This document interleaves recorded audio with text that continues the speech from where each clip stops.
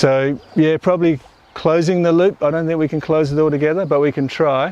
What we've got here, a couple of rows of apples, and then a lot of pears and some apricots and a few other bits and pieces. We've set this up as an espalier orchard, so we've got 4 wires and we're trying to create these cordons.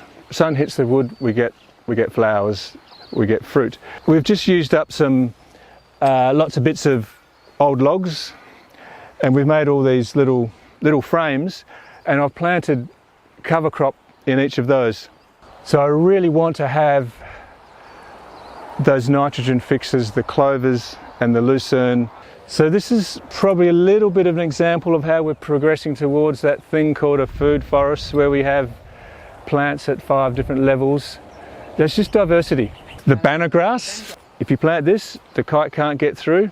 As we wander down, there's been quite a lot of grafting happen. We've grafted on here a Gravenstein, a little apple tree on an espalier system. You can get a lot of apples. I don't have a lot of compost at the moment because it's been really dry. So this is the azolla that we go down to the soak with a crab net lined with some shade cloth, and we can scoop up this azolla that's grown and died. It's rotting organic matter.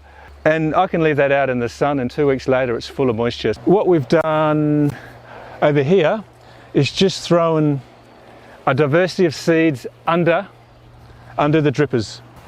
This is an apple called a Maygold that's on the original dwarf rootstock, so a 20-year-old tree. I never finish anything, I just try and hang on for the ride.